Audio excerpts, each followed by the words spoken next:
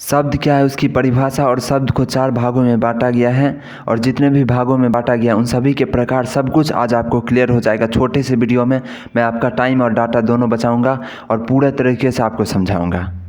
सबसे पहले शब्द की परिभाषा। वर्णों के मेल से बने हुए सार्थक ध्वनि को शब्द कहते हैं या फिर अक्षरों के मेल से बने हुए सार्थक ध्वनि को शब्द कहते हैं। वर्ण या अक्षर आप जो भी कुछ भी लिख सकते हैं।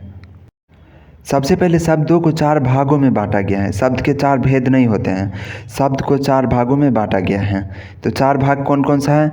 अर्थ के आधार पर, उत्पत्ति के आधार पर, प्रयोग के आधार पर और बनावट या फिर व्युत्पत्ति के आधार पर। यहाँ पे ध्यान दीजिए, उत्पत्ति के आधार पे अलग होगा और व्युत्पत्ति जो है वो अलग है।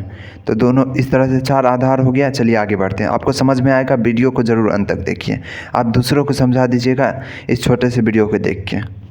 सबसे पहले अर्थ के आधार पर, तो किसी भी शब्द का क्या या तो अर्थ निकलेगा, यानी या तो वो सार्थक होगा या तो उसका अर्थ नहीं निकलेगा, यानी वो निरर्थक होगा। तो इस तरह से अर्थ के आधार पर शब्द के 2 भेद, सार्थक और निरर्थक। सार्थक यानी ऐसा शब्द जिसका कोई मतलब हो, जो जैसे हम बोल रहे हैं भाषा में जो प्रयोग होता है। और निरर्थक शब्द वे शब्द जो बच्चे लोग बोलते हैं, छोटे बच्चे, जन्म लेने वाले छोटे बच्चे, कुछ भी, कचट पटट कुछ भी, इस तरह के शब्द। आगे जो भी मैं बताऊंगा उसका उदाहरण आपको स्क्रीन पे दिखेगा, तो उसके लिए आपको टेंशन नहीं लेना है। व्युत्पत्ति के आधार पर यानी बनावट के आधार पर, तो ये 3 हो जाता है, रूढ़ शब्द, यौगिक शब्द या योग रूढ़। इसको समझिए। रूढ़ शब्द वे शब्द होते हैं जो सिर्फ और सिर्फ वर्णों के मेल से बने होते हैं, जो कि शब्द का प्राथमिक शर्त है, जो वर्णों का मेल होना चाहिए। तो रूढ़ भी वर्णों का मेल होता है, लेकिन रूढ़ शब्द जो होता है कभी भी 2 शब्दों के मिलने से नहीं बनेगा। यानी रूढ़ शब्द को आप तोड़िए, जैसे अगर हम कोई एक शब्द को तोड़ते हैं, जैसे कमल नयन, तो कमल और नयन 2 शब्दों के मिलने से बना है कमल नयन, तो कमल नयन रूढ़ शब्द नहीं होगा। रूढ़ शब्द होगा अनार। जैसे अनार क्या है, कोई भी 2 शब्द के मिलने से नहीं बना है, सिर्फ और सिर्फ वर्ण के मिलने से बना है, इसलिए अनार हो जाएगा रूढ़। इसी तरह से कोई जैसे विद्यालय, तो विद्या प्लस आलय 2 शब्द के मिलने से बना है विद्यालय, तो विद्यालय रूढ़ शब्द नहीं होगा। रूढ़ शब्द कौन हो जाएगा? स्कूल, क्योंकि स्कूल सिर्फ एक ही वर्ड से बना हुआ है, मतलब वर्णों के मिल से बना हुआ है। तो उम्मीद है आप समझ गए होंगे रूढ़ शब्द।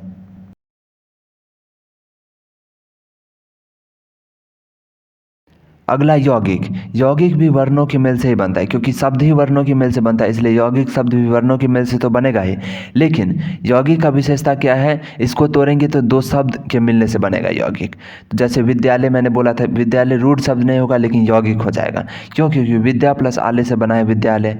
छात्रावास, छात्रा प्लस आवास से मिला है छात्रावास। इसी तरह से नील कमल यानी नीला कमल, जब भी 2 शब्द के मिलने से कोई एक शब्द बने तो उसको यौगिक बोल दीजिए। जैसे केमिस्ट्री में पढ़े हैं ना आप, यौगिक। जैसे केमिस्ट्री में कोई 2 चीज़ मिलाते थे तो यौगिक बनता था, इसी तरह से इसमें कोई भी 2 शब्द को मिलाएंगे तो यौगिक शब्द बनेगा। और अगला चलिए योग रूढ़। ध्यान दीजिए, रूढ़, यौगिक, ये सब क्या है? शब्द बनने यानी बनावट के आधार पे, तो इसलिए ये तीनों क्या है? बनावट के आधार पे, यानी व्युत्पत्ति के आधार पे। तो चलिए अब हमारा टॉपिक योग रूढ़ को समझते हैं। तो योग रूढ़ क्या होता है? बेसिकली ये भी यौगिक ही होता है, यानी यौगिक जैसा देखने में लगेगा, मतलब 2 शब्द के मिलने से ये भी बनता है। लेकिन इसका खासियत क्या होता है? इसमें कोई विशेष अर्थ बता देता है। जैसे हम बोलते हैं लंबोदर, तो लंबा प्लस उदर, तो ये भी 2 वर्ड के मिलने से बना है, 2 शब्द के मिलने से बना है, लेकिन इसका विशेष अर्थ क्या है? गणेश से। दशानन, 10 प्लस आनंद, तो ये भी विशेष अर्थ बताता है रावण। इस तरह से बहुब्रीहि समास वाले जितना भी वर्ड होता है प्रायः सभी के सभी योग रूढ़ में आ जाते हैं।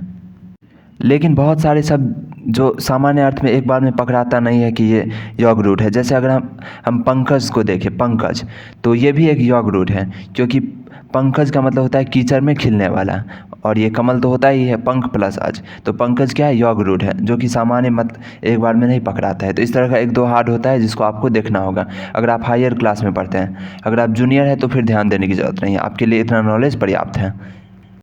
चलिए एक बार फटाक से रिवाइज कर लीजिए। अर्थ के आधार पर शब्द के 2 भेद, सार्थक अर्थ, निरर्थक अर्थ।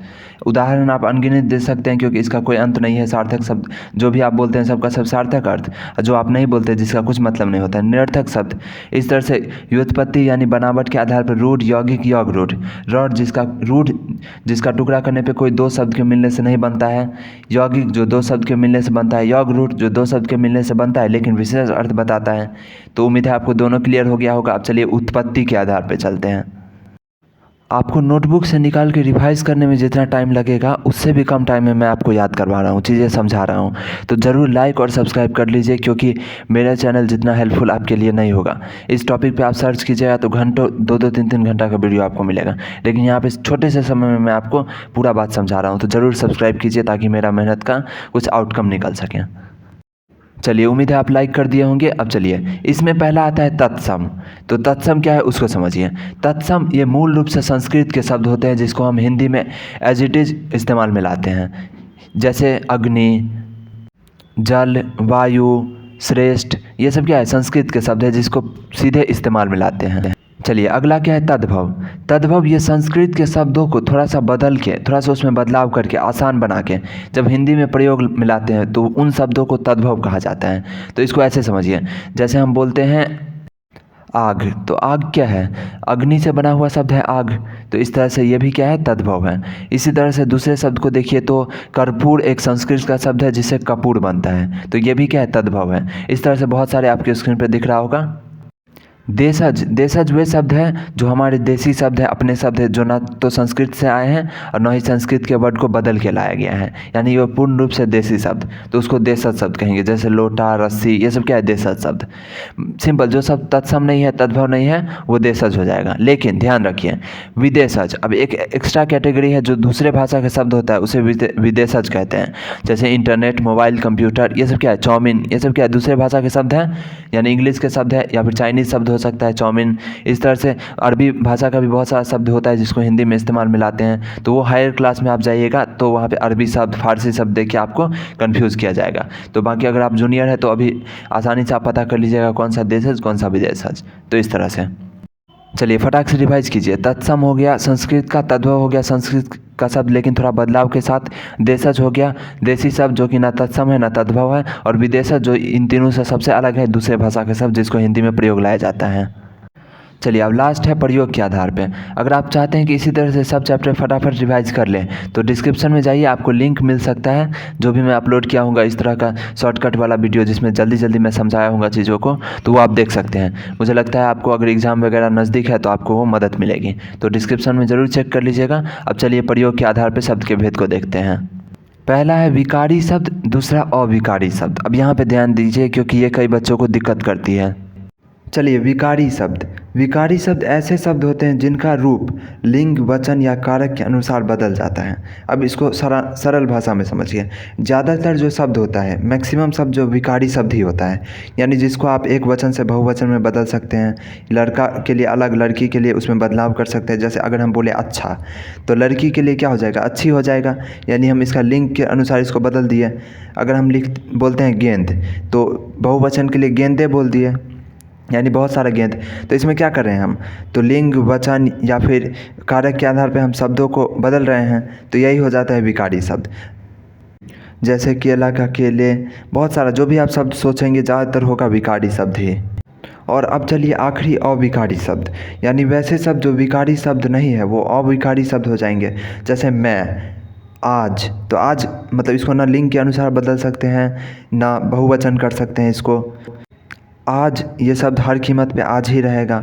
इसी तरह से जल्दी, नहीं, हाँ, अभी, इस तरह के शब्द जो होते हैं वो अविकारी शब्द हो जाएंगे। तो उम्मीद है आप पूरा चैप्टर को एकदम समझ गए होंगे। स्क्रीन पे आपको उदाहरण भी बहुत सारा दिखा होगा बीच बीच में। अगर आप हिंदी व्याकरण को इसी तरह से रिवाइज करना चाहते हैं या किसी टॉपिक को पढ़ना चाहते हैं तो ज़रूर प्लेलिस्ट में आइए, हमारे चैनल पे विजिट कीजिए। बहुत सारे आपको इसी तरह से अच्छे कंटेंट मिलेंगे जिसमें बिना आपका टाइम वेस्ट किए चीज़ों को बहुत ही कम टाइम में बहुत ही अच्छे तरीके से समझाया गया है।